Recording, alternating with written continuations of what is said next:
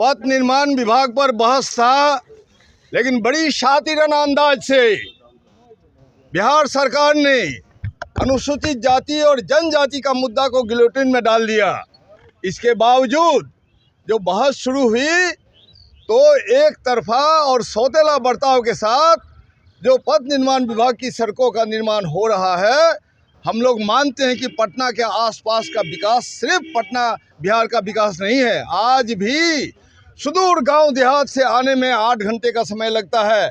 बलरामपुर विधानसभा क्षेत्र से पटना में आने में 8 घंटा समय लगता है। अभी भी खगड़िया से कटिहार और बलरामपुर जाने के लिए सिंगल फेज का नेशनल हाईवे है।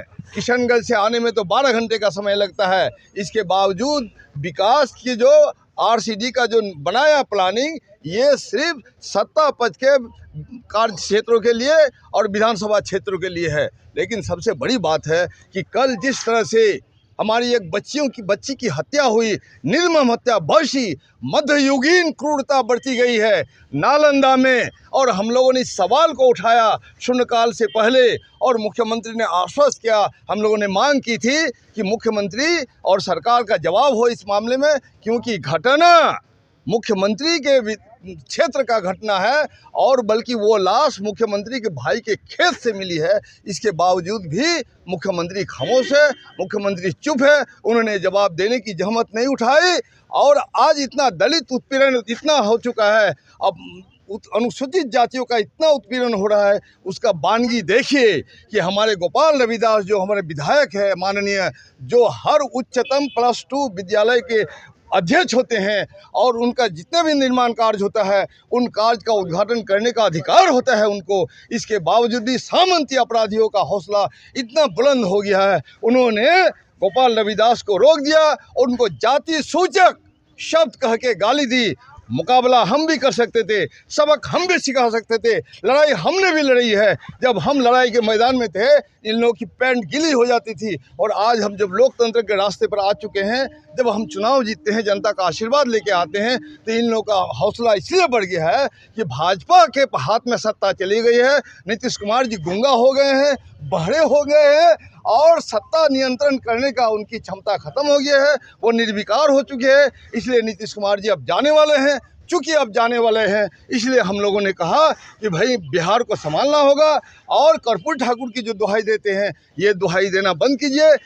65% आरक्षण लागू करने के लिए कर्पूरी जी ने अपनी सरकार को दांव पर लगा दिया था, और अब कहाँ मुख्यमंत्री जी फंस चुके हैं।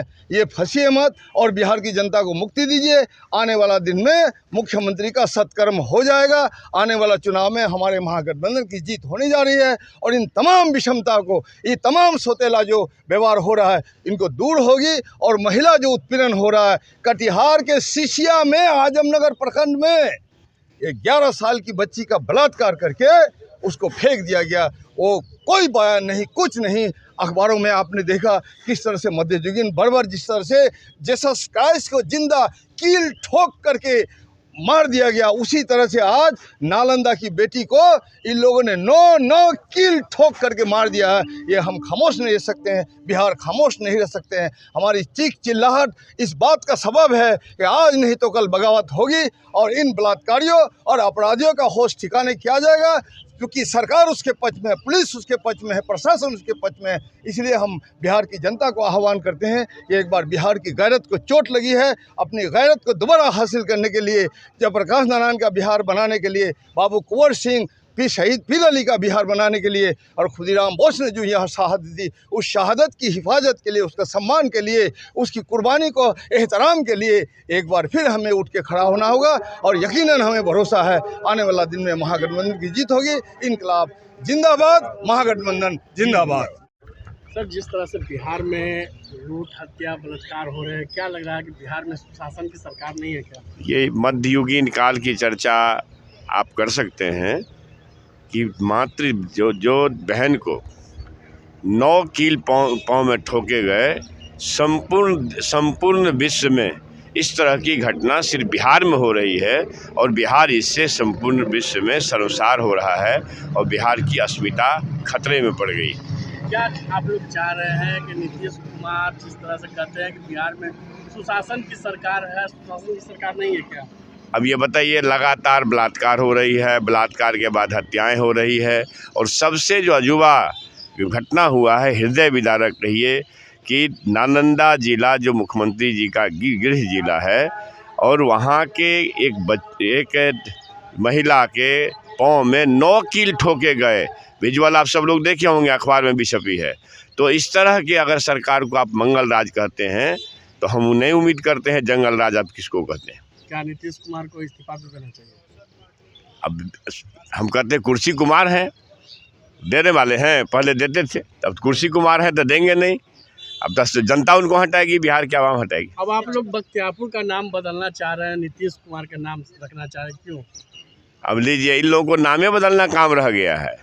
अभी ये जवाब था सरकार का पथ निर्माण विभाग के ऊपर, हजारों करोड़ के पुल उड़ गए ताश के पत्तों के तरह, वो कहीं चर्चा का विषय नहीं करेंगे सरकार के लोग।